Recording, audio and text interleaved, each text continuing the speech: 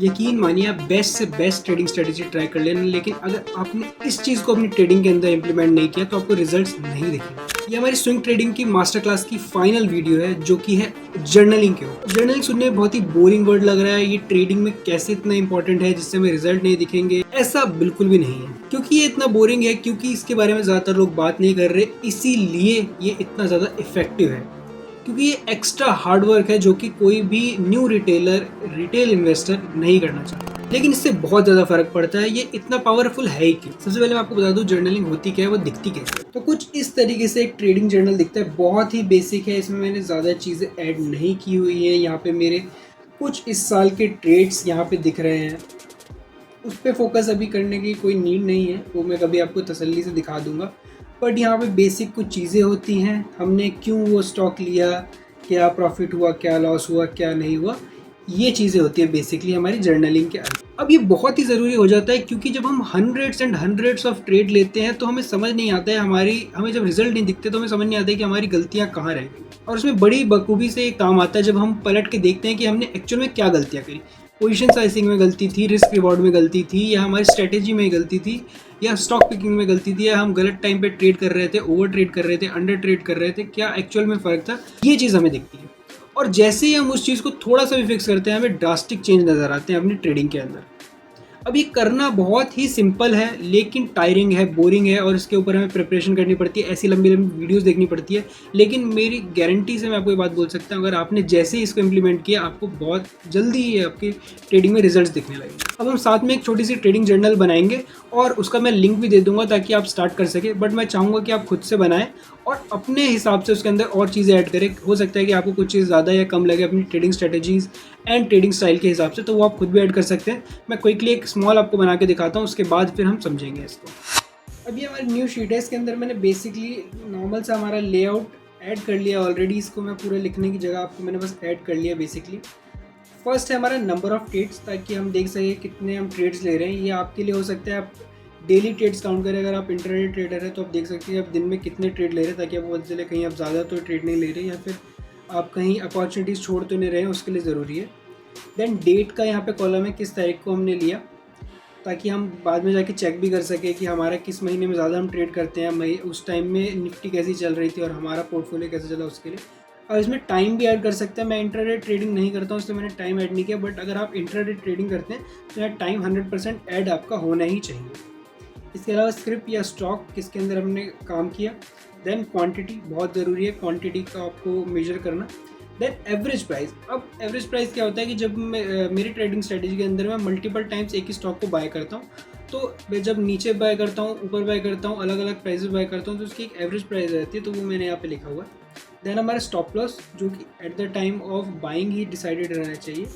Then target, मैंने यहाँ पे टारगेट 1:2 रखा हुआ है। मेरा बेसिक टारगेट इतना ही रहता है, बट मेरे यूजुअली जो ट्रेड्स होते हैं 1:4 तक के रहते हैं, तो आप अपनी ट्रेडिंग स्ट्रेटेजी के हिसाब से इसको मॉडिफाई कर सकते हैं। ये सबसे कम है, 1:2 आपका होना ही चाहिए मिनिमम, तो यहाँ से आप स्टार्ट कर सकते हैं।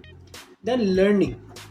अब ये एक ऐसी चीज़ है, मैंने लर्निंग को बाकी चीज़ों से भी पहले रखा है, क्योंकि जब मैं एक ट्रेड के अंदर एंटर किया या एग्जिट किया, वहीं पे मेरी लर्निंग सबसे पहले ये चीज़ भरी जानी चाहिए।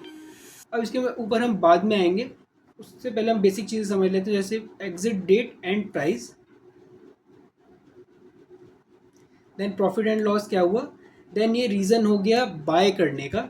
अब इसका जो पोजिशनिंग है वो आगे पीछे भी आप कर सकते हैं, बाकी हमें यूजुअली यही सारी चीज़ें इसके अंदर रखनी है। अब ये रीजनिंग हो गया कि हमने स्टॉक के अंदर एंट्री क्यों ली, ताकि हमें पता होना चाहिए कि हमने एंट्री इसके अंदर बनाई क्यों थी।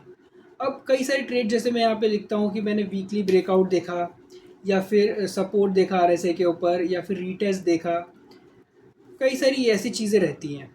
अब जब मैं प्रीवियसली 2021-22 के अंदर जब ट्रेड किया करता था, तो मैं कई सारे ट्रेड ले लिया करता था अपनी गट फीलिंग के ऊपर, या फिर उसके अंदर वैल्यू ऐड कर दिया करता था और एडिशन कर दिया करता था, जबकि वहाँ पे रिक्वायरमेंट नहीं होती थी। 2023 के अंदर मैंने पलट के देखा तो मैंने देखा कि मैंने 2023 के अंदर काफ़ी सारी ऑप्शन ट्रेड्स गलत गलत ली हुई थी। मैंने कई सारे ऑप्शन ट्रेड्स लिए हुए थे, किसी के अंदर मेरे को प्रॉफिट हुआ, लॉस हुआ, छोटे लॉस हुआ, पर नेट टू नेट मुझे नुकसान ही हुआ।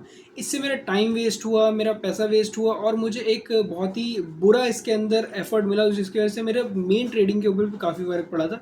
तो ये एक मैंने नुकसान किया, और मैंने नेक्स्ट ईयर इस साल बनाया कि मैं एक भी ऑप्शन ट्रेड नहीं लूँगा। अनटिल उसके अंदर एक बहुत ही ग्रेट अपॉर्चुनिटी मुझे क्यों ना दिख रही हो। अब आ जाते हैं हम जो हम शीट बना रहे थे उसके ऊपर। तो रीज़न हो गया हम क्यों उसके अंदर एंट्री ले रहे हैं, और हर एक ट्रेड का आपका कुछ ना कुछ ठोस स्ट्रेटेजी बेस्ड रीज़न होना ही चाहिए। देन आ गया लर्निंग, ये मुझे सबसे इम्पॉर्टेंट इसका पार्ट लगता है। हो सकता है कि कई ट्रेड्स के अंदर हमारे ये चीज़ ना हो कि हम उसके अंदर कुछ न्यू लर्निंग ना मिली हो, लेकिन हमें ट्राई करना है कि हम कैसे लर्निंग को बढ़ा सकते हैं। अब कई बार क्या होता है मेरे साथ भी कि मैं ट्रेड ले लेता हूँ, ख़त्म होने के बाद मैं देखता हूँ कि इसके अंदर मैंने सब कुछ ठीक किया था, लेकिन फिर भी मेरे प्लान से ज़्यादा स्टॉप लॉस के अंदर कैसे हिट हो गया। तब मैंने एक चीज़ नोटिस करी थी कि जब भी रिजल्ट आने वाला होता है किसी स्टॉक का, तब उसके अंदर वॉलेटिलिटी बढ़ जाती है, और मेरा जो स्टॉप लॉस अगर मान लीजिए 5% का है, तो उस टाइम वो 5% से भी नीचे जाके बंद होता है, या 10% एक ही दिन में गिर जाता है। तो ये मैंने एक लर्निंग नोट करी थी अपने प्रीवियस ट्रेड्स में से, कि मुझे इस चीज़ का ध्यान रखना है कि कभी भी एक बड़ी पोजीशन नहीं बनानी अगर किसी भी स्टॉक का रिजल्ट आने वाला है। रिजल्ट कब आने वाला है वो हम ऑलरेडी 1-2 महीने पहले से ही चेक कर सकते हैं। तो इस चीज़ का मैंने ध्यान कैसे रखा कि ये इस ट्रेडिंग। इसके अलावा मैं पोजीशन साइजिंग गलत करता था। मैं हर चीज़ में इक्वल अमाउंट के शेयर खरीद लेता था।